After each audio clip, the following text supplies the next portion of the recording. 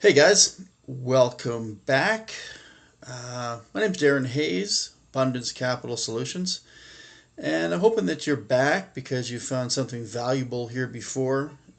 Maybe we've covered some area of your business that you were looking to find out some more information on, or maybe cut through some of the BS out there.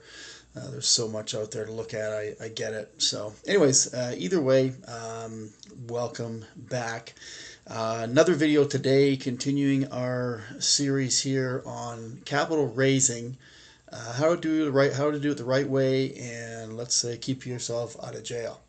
Okay, so here we go. On the last video, we went over Regulation D. Regulation D is a very exciting exemption that was brought about by the Jobs Act back in 2012. We went over that in some previous videos. And Regulation D is broken into two different exemptions. One was 506. What we're talking about is 506, and it is broken down into two. So 506B and 506C. 506B is what we went over in the last video. 506C is what we're going to cover today. I'd have to say probably 506C is the more popular of the two, but they both great. They both offer. So let's just jump right in. Let's go over Rule 506C. So here's the big takeaway on this. 506C, the company is allowed to, again, the company is allowed to broadly solicit and generally advertise the offering and still be deemed to be compliant within the exemption requirements if the following is met. Okay, the investors in the offer are all accredited investors, all of them. So as in B, we were able to take a handful, 35 non-accredited investors. In 506C, we're bound to only deal with accredited investors. Okay, and the company also must take reasonable steps to verify that the investors are accredited investors, which means that we need to review documentation such as W-2s, tax returns, bank brokerage accounts, credit reports, and so on. Note here, there are companies out there that will provide this information as well, that they will do this for you. So you can look into that. A lot of attorneys that you'll hire will have ways of handling this as well. So don't get worried about that, but you do need to verify accreditation. Purchase of the securities pursuant to this rule receive restricted securities when they purchase. That means that the securities cannot be sold for either 6 months or in some cases a year without registering the securities.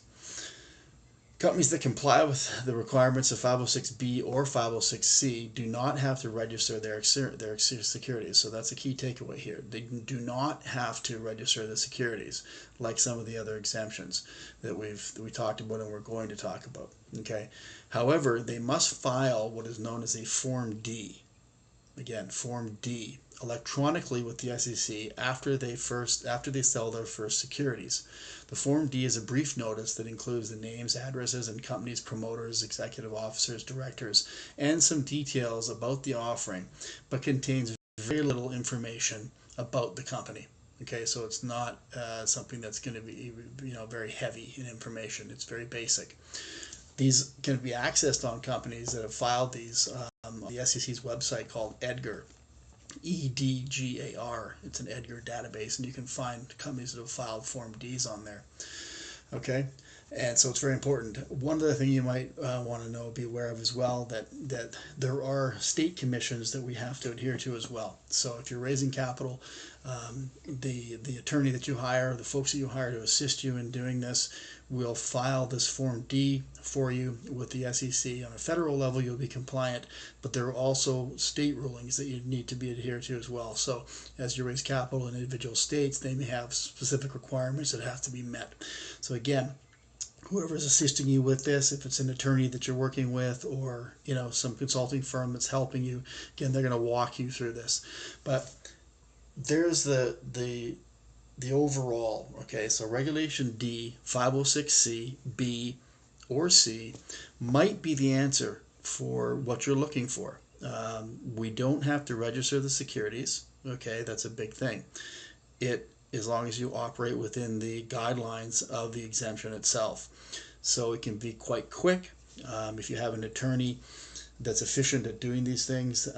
It can take as little as a couple of weeks to get prepared and get the proper filings done, get the documentation moving.